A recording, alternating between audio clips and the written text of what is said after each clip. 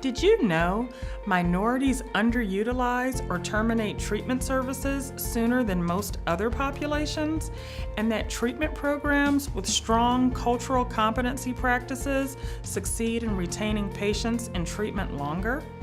I'm Akilah Templeton, Program Director of Phoenix House Academy in Lakeview Terrace, California. Today we're talking about cultural competency. The National Center for Cultural Competence describes it as a set of congruent behaviors, attitudes, and policies that come together in a system, agency, or among professionals to work effectively in cross-cultural situations. This includes patients of varied race, ethnicity, religion, social groups, gender and sexual orientation, and people with disabilities. When we recognize and respond to cultural differences in our treatment services broadly and in patient treatment plans individually, clients feel valued and dignified and are far more willing to trust their counselors and peers. Imagine, for example, how challenging it is for a patient to receive care when English is their second language and they can't fully communicate with their counselor. How do we responsibly serve a patient in this situation? Well, a translator would be the culturally competent solution, right? Or how about an LGBTQ patient who experiences subtly or overtly insensitive remarks, maybe even from the very staff assigned to help them? That patient isn't likely to stay in treatment for long. Wouldn't you agree? Counselors are charged with being advocates for their patients, which means practicing the utmost consideration, support, and inclusion of their clients' backgrounds and their unique challenges. Here are 4 tips for structuring our treatment environment to be responsive to diversity. Number 1, promote diversity. We want to attract and retain employees who are representative of the populations we serve. This means hiring women, minorities, and specialists whose own experiences and cultural values give our patients an intrinsic feeling of inclusion from the very beginning.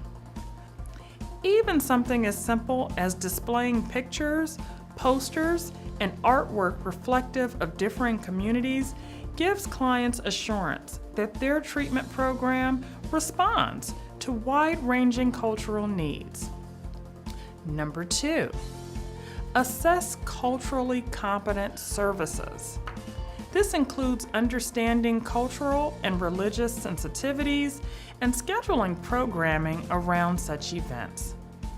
For example, practicing Muslims pray 5 times a day at designated hours, so a culturally competent program will facilitate that need for their client and not obstruct it. Number 3, staff training in the latest and most effective interventions. Staff in your facility should receive ongoing training around specific policies or new clinical practices that can better respond to our ever-changing helping profession. Number 4, shape an inclusive environment. We want to meet the needs of the patients we serve. Consider culture and ethnicity when designing meal service in your facility, and pay special attention to food items that are specific and traditional during cultural celebrations. Also, listen to how people describe themselves and use that same language with them. For example, those belonging to the LGBTQ community may use gender pronouns that are deeply meaningful to their personal identity. A girl who identifies as male and prefers he rather than she. Remember, culture guides the behaviors of individuals and families seeking help. It informs the way people view illness and disease and the way that they think about treatment.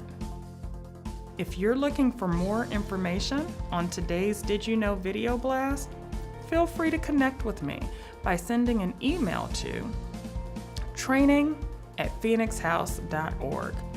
I'd be happy to reply with a quick reference guide that includes today's tips. Thanks for watching, and now you know.